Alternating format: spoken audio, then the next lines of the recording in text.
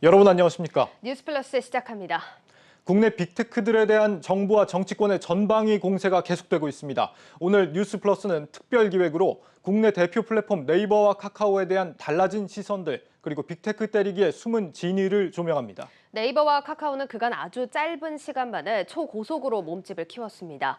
쇼핑과 금융, 모빌리티를 비롯해 새로 진출한 사업도 수백 가지가 넘습니다. 먼저 양현주 기자입니다. 국내 시가총액 3위와 4위, 100개가 넘는 관계사를 거느린 거대 공룡기업. 초록 검색창 라이언으로 존재감을 알린 네이버와 카카오의 얘기입니다. 네이버 역사 20년, 카카오 10년 동안 급성장해서 지금 4차 산업혁명의 기대주로 두 기업이 총 12기업으로 성장하는데 시간이 굉장히 짧은 기간에 이루어졌기 때문에 지금 사실은 연배 있는 사람들은 이 비즈니스 모델 이해하기도 힘들잖아요. 검색 엔진을 기반으로 성장한 네이버는 수집한 데이터를 기반으로 맞춤형 쇼핑, 광고 등을 통해 이커머스 시장에서도 높은 점유율을 기록 중입니다. 워낙 한국에서는 가격 비교라는 것들이 인터넷 플랫폼에서 많이 이루어지다 보니까 이 검색에서 시작된 영향력들이 쇼핑의 영향력으로 이어지면서 국내에서는 사실은 독보적인 존재가 되었고 그 부분들이 이제 네이버 쇼핑이 현재 국내에서 1위, 이제 쿠팡과 1, 2위를 서로 다투는 수위 사업자로 성장을 한 게 아닌가 싶습니다. 메신저 부문에서 압도적인 1위를 기록 중인 카카오는 택시 호출 시장과 금융 시장을 석권했습니다. 카카오 같은 경우에는 좀 더 적극적으로 진행을 했다 이렇게 이해하시면 됩니다. 그러니까 카카오 뱅크, 카카오 페이 증권, 그리고 KP 보험, 그러니까 직접적으로 회사를 설립하고 그 회사가 라이센스를 금융 사업에 있어서 취득을 해서 좀 더 적극적으로 이제 금융 사업에 진출을 했다고 이해하시면 될 것 같고요. 두 플랫폼 기업은 막강한 이용자 수를 무기로 이런저런 사업에 손대기 시작했습니다. 현재 네이버와 카카오의 국내외 계열사는 각각 76개, 158개에 달합니다. 네, 이번 기획을 맡은 김민수 기자 스튜디오에 나와 있습니다. 김 기자, 산업적으로 보나 우리 국민들의 어떤 생활 면에서 보나 요즘 확실히 네이버, 카카오의 영향력이 요즘 들어서 굉장히 좀 커진 게 사실입니다. 예, 그렇습니다. 단순히 스마트폰 앱으로 생각하시고 있으신 분도 계실 텐데 예. 네이버, 카카오 같은 이제 거대 플랫폼들은 이미 우리 생활 전반은 물론 전 산업군과 직접적인 경쟁을 하고 있습니다. 단순히 성장성 높은 혁신 IT 기업이었다면 이제는 플랫폼의 위력을 바탕으로 우리 생활 주변의 모든 것들을 집어삼킬 수 있는 공룡이 된 것이죠. 무엇보다 우리 삶 깊숙이 자리 잡은 이제 골목까지 플랫폼의 영향력이 미치기 시작하면서 우리는 이 새로운 질문에 직면하게 됩니다. 이게 덕분에 너무 편해서 좋은데 이게 맞는 것인가? 예. 너무 한쪽으로 쏠리는 게 위험한 게 아닌가? 이런 의문들이죠. 특히 코로나19 이 팬데믹을 겪으면서 엄청난 수혜를 입은 거대 플랫폼들을 향한 시선이 분명히 달라진 것은 사실입니다. 한때는 이 혁신의 아이콘으로 불렸던 카카오를 두고 최근에는 카카오 당하다 이런 신조어들이 등장하고 있습니다. 이제 너무 일반인들 사업하시는 분들이 조금 타격이 어떻게 따라잡겠어요? 대기업들 상대로 좀 힘들지 않을까 싶어요. 어떻게 상생하는 방향으로 가는 게 맞다고 생각을 해요. 플랫폼이 가지고 있는 파워가 너무 강하다 보니까. 최근 국내 한 여론조사 기관이 전국 18세 이상 남녀를 대상으로 조사한 결과 응답자의 절반 이상이 플랫폼 기업에 대한 규제에 찬성하는 것으로 나타났습니다. 문제의 출발은 서비스 유료화입니다. 유료 서비스가 많지 않았잖아요. 근데 이제 유료로 전환하면서 소비자나 아니면 거기 가입 사업자하고 갈등이 발생한 거죠. 그러니까 유료화 과정에서의 문제점이 공정거래 이슈를 방아쇠를 당겼다. 이렇게 저는 보고 있습니다. 택시나 미용실, 퀵서비스 같은 자영업 분야로 거침없이 진격한 플랫폼 기업들은 곳곳에서 마찰을 일으켰습니다. 기존 자영업자들은 막대한 자본을 휘두르는 플랫폼 기업을 이겨낼 재간이 없습니다. 심지어 거대 금융회사들도 플랫폼을 바탕으로 한 신생 금융회사에 밀립니다. 소비자가 편하고 소비자가 모든 상품들을 한눈에 보고 선택할 수 있는 것까지는 좋은데 자회사의 상품을 의도적으로 이제 광고를 많이 노출시키고 가격 정보에서 유리한 정보를 왜곡된 정보를 소비자한테 제공하면서 소비자가 잘못된 판단을 할 수 있을 가능성이 있거든요. 정부와 여당이 온라인 플랫폼에 대한 규제 법안 마련에 착수한 건 이 때문입니다. 그 규제의 기준은 소비자의 후생이 정진되어야 되고 또 글로벌 기업으로서의 또 플랫폼 기업도 필요합니다. 글로벌 경쟁력을 저해하지 않는 선에서 소비자를 보호할 수 있는 그리고 입점업체끼리도 상생할 수 있는 그런 법은 반드시 필요하지 않느냐 생각하고 있습니다. 플랫폼 기업에 대한 규제는 세계적 추세입니다. 미국의 경우 플랫폼 기업이 다른 기업을 인수하는 이른바 회사 쇼핑을 엄격하게 규제하고 자체 상품이나 서비스를 우대하지 못하게 하는 방안을 추진 중입니다. 네, 빅테크에 대한 규제가 우리나라만의 상황이 아니었군요. 그간이 IT 분야하면은 이제 편리함과 혁신의 어떤 상징처럼 여겨졌는데 지금 이 분야를 바라보는 시선이 이렇게까지 좀 나빠지는 거는 정확히 뭐 때문이라고 할 수 있을까요? 앞서 영상에서도 보셨지만 이 거대 플랫폼을 향한 우리 사회의 시선이 달라진 건 두 가지 원인으로 볼 수 있겠습니다. 먼저는 유료화겠죠. 처음에는 이제 공짜에다가 세상에 없던 편리함으로 다가왔던 플랫폼들이 어느 순간부터 하나 둘씩 돈을 내야 하는 시점이 된 겁니다. 예. 처음에는 뭐 한 달에 1,000원, 2,000원이면 됐는데 다양한 서비스와 플랫폼들이 등장하면서 부담이 늘어난 거죠.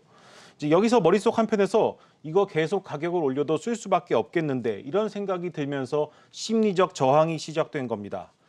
다음은 골목 상권과의 충돌입니다. 우리나라는 자영업자 비중이 25%로 OECD 국가들 가운데 6번째로 높습니다.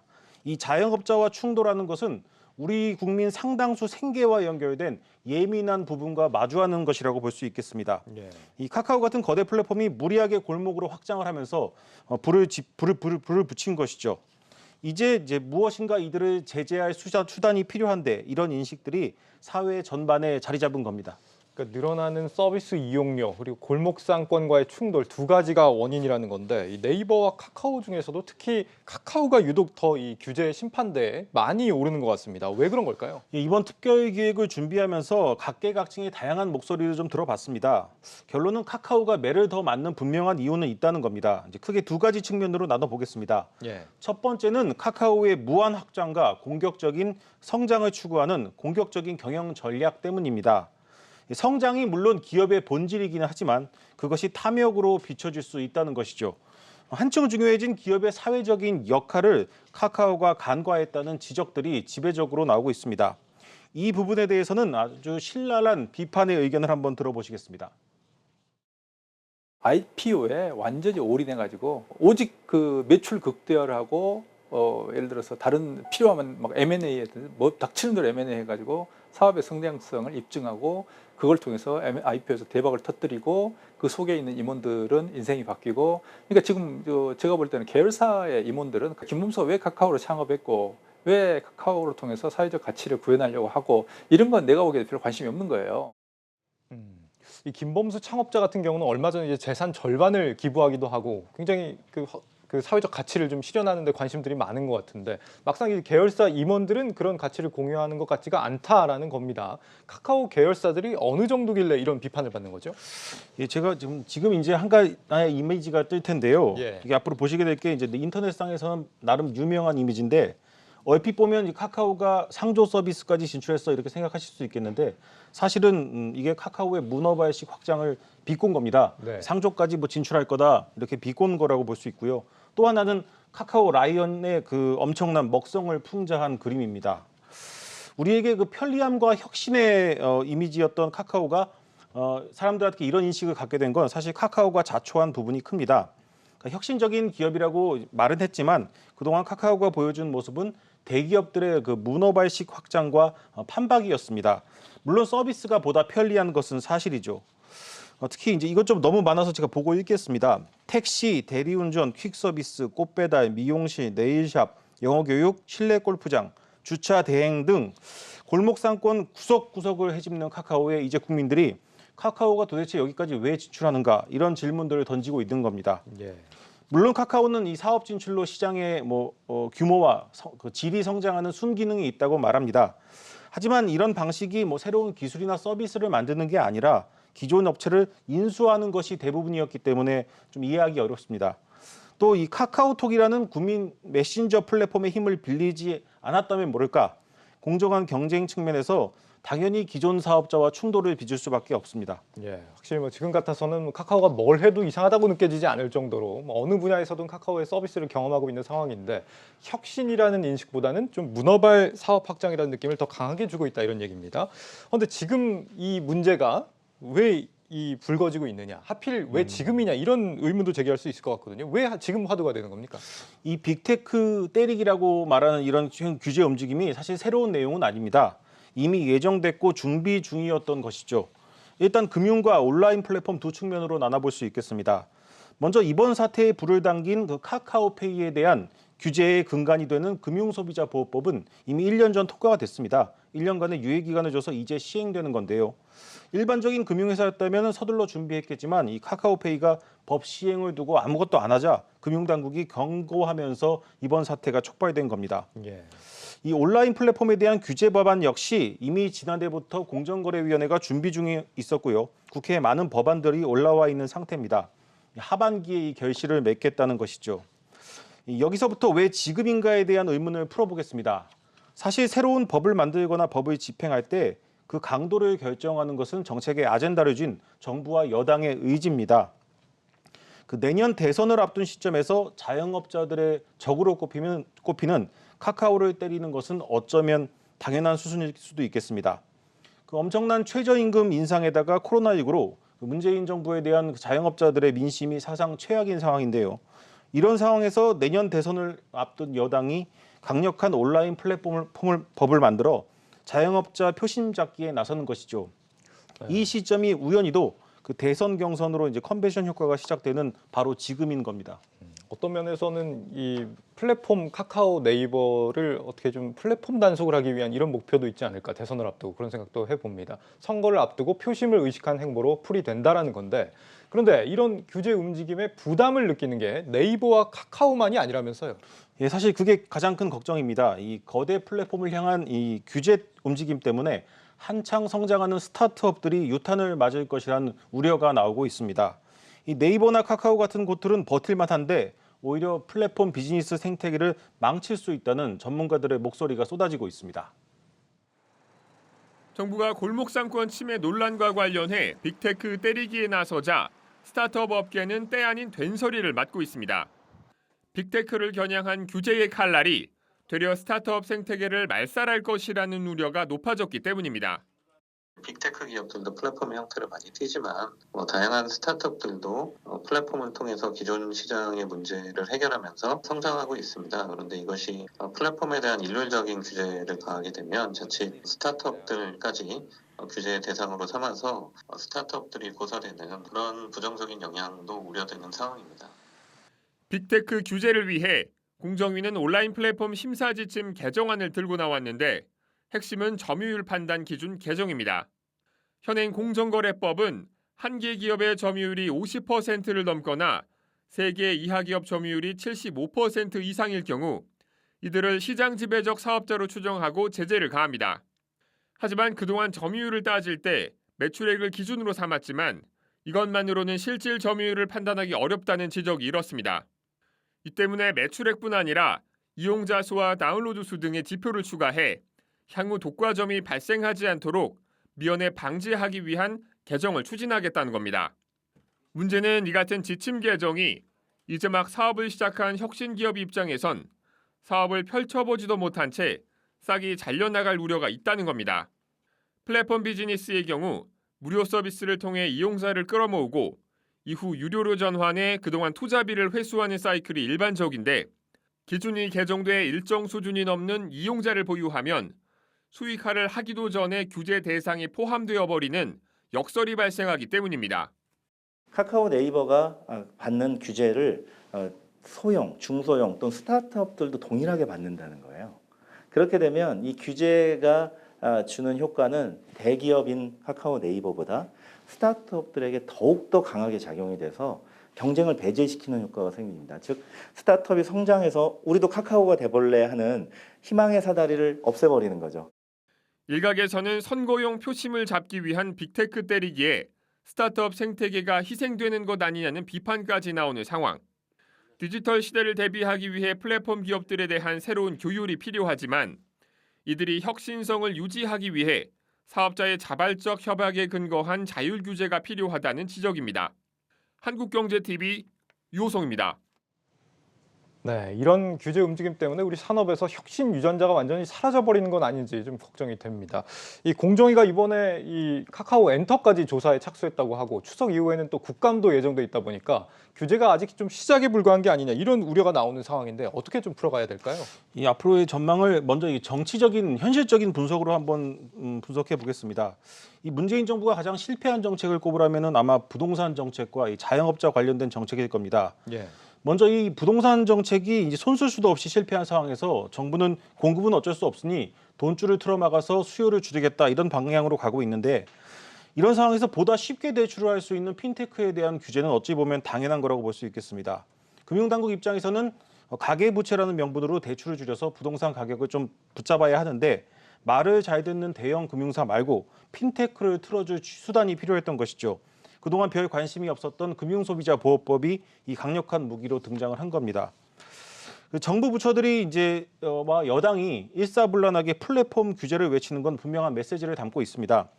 앞서 영상에도 보셨겠지만 대선 시즌이 시작된 상황에서 자영업자들의 적으로 거대 플랫폼을 규정하는 것으로 볼 수 있죠.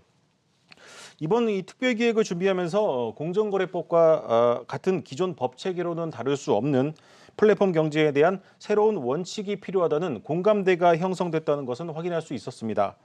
하지만 우리에게 새로운 규제가 필요한 것이 아니라 새로운 원칙과 규율, 규범이 필요하다는 겁니다. 이게 선거용 규제로 인해서 우리 혁신의 생태계가 무너지지 않도록 냉철히 좀 지켜봐야겠습니다. 예. 이번 빅테크에 대한 규제가 시작되면서 가장 불안한 분들은 카카오나 네이버에 투자를 하신 분들일 겁니다. 그렇다면 증권가에서는 이 두 종목의 미래를 어떻게 전망하고 있을지 애널리스트들에게 직접 들어봤습니다.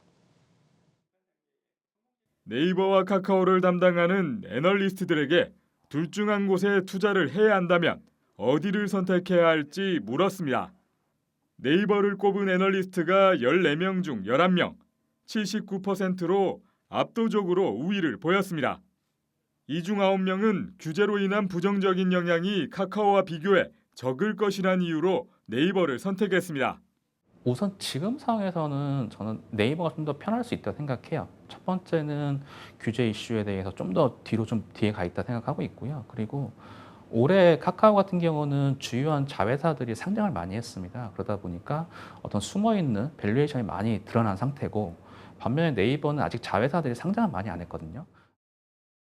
네이버에게 좀 기울어질 수밖에 없는 게 일단 그 카카오에게 좀 그 규제의 어떤 그 칼날이 집중돼 있는 건 확실한 것 같고요.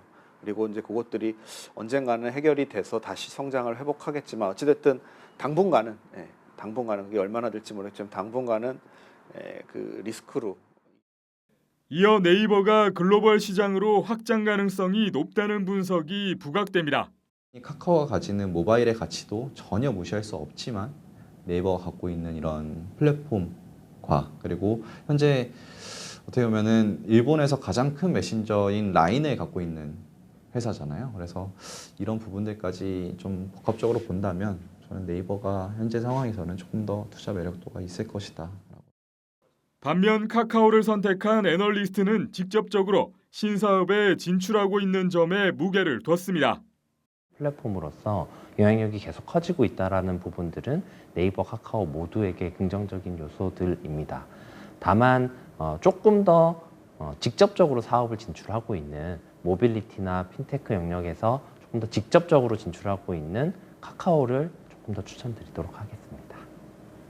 네이버와 카카오 무승부를 선택한 애널리스트도 있습니다. 현재로서는 미래 경쟁력을 가리긴 이른 시기라며 좀 더 지켜봐야 한다는 평가입니다. 그것이 승패가 가려지기 전까지는 같이 가는 게 맞다고 생각하고 있고요. 지금 규제라든지 이런 것 때문에 주가가 조정받고 있지만은 저는 그게 뭐 아주 긴 기간 쉬어갈 것 같지는 않거든요. 그래서 당분간은 두 기업 모두에게 관심을 가져보시는 게 어떤가 싶습니다. 네이버, 카카오에 대한 투자를 고민하는 것은 닭이나 달걀이냐 이슈라고 생각이 됩니다.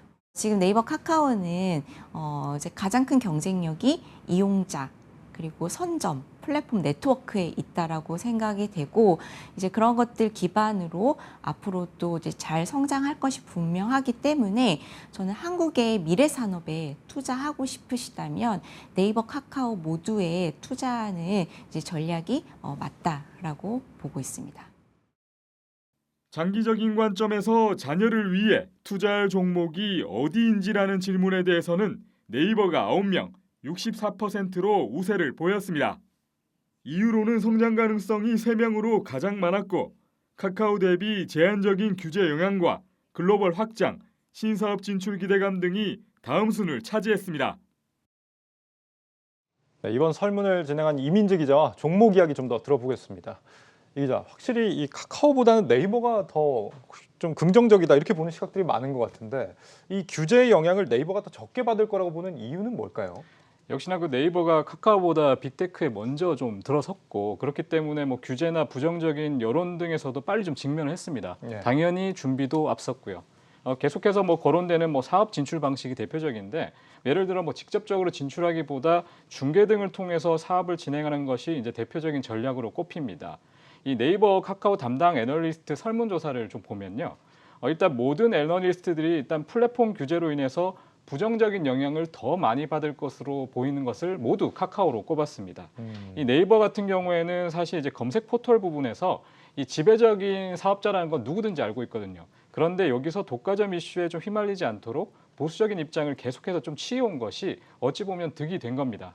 또 네이버가 일단 앞에서도 얘기를 했지만 라인이나 일본에서 좀 흥행했다는 점에서 해외로서 성장 가능성이 있기 때문에 국내에서 규제가 다소 조금 제한적이다라고 보는 게 많습니다. 예, 규제 면에서는 그렇다는 얘기고 규제를 제외하면 어떻습니까? 미래 경쟁력 측면에서는 두 기업의 중에서 어디가 더 괜찮은 걸로 전망이 되고 있죠? 일단 뭐 설문조사를 좀 다시 살펴보면 좋을 것 같은데요. 네. 일단 규제를 제외한 미래 경쟁력 부분에서도 역시나 좀 네이버가 앞서고 있습니다.